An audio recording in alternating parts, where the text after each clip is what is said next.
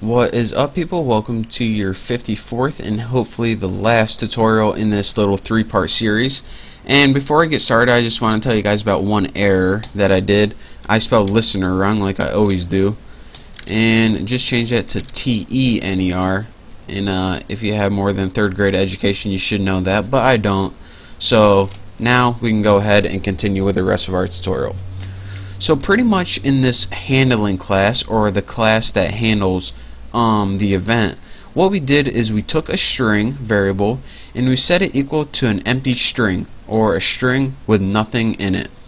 And then we say, alright, if they type something into box number 1 and press enter, then we're going to say, alright, we're going to change that string to field 1 equals whatever you typed in. If they did it in field 2, field 3, or the password field, that's what we're going to do. So now all we pretty much did is we changed that string variable. So if they type Bucky for the string variable, this pretty much changes the string variable. And now the last thing we need to do in this class is pretty much output it on the screen somehow. So this is the last line, so don't worry. Just type J option pane. And why do we get to use this? Because we imported it up here at J option pane. And what this pretty much does is pretty much just a blank window.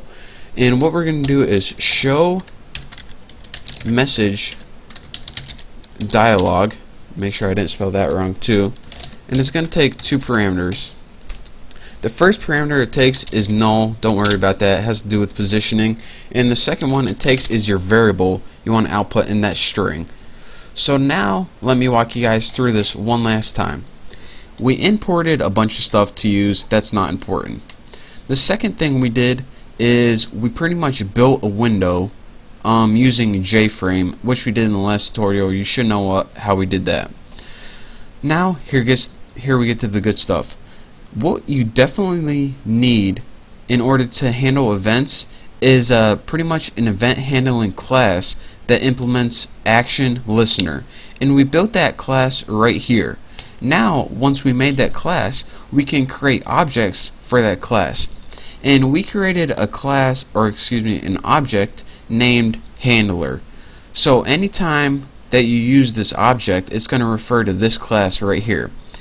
And after we built this class and we built this object, we're going to go ahead and add that object to each one of these items.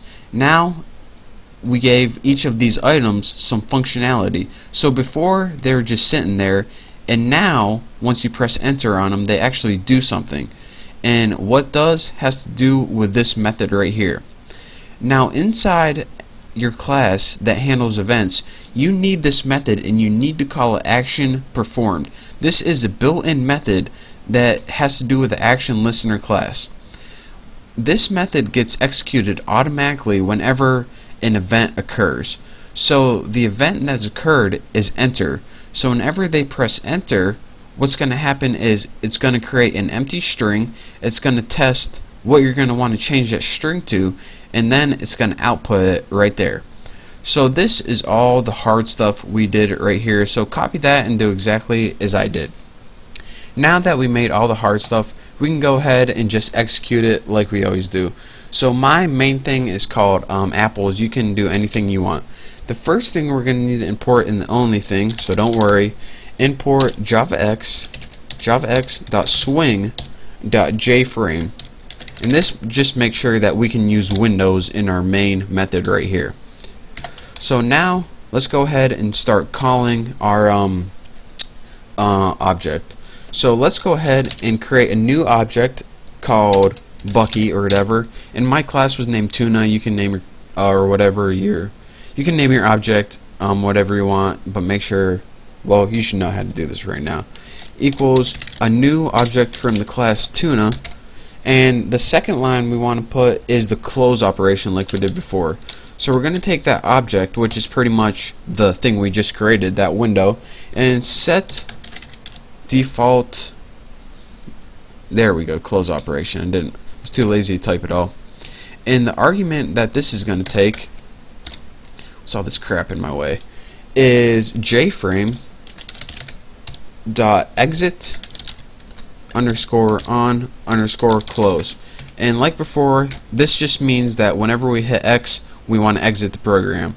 Why they don't do it automatically, I don't know, but you need to do it yourself.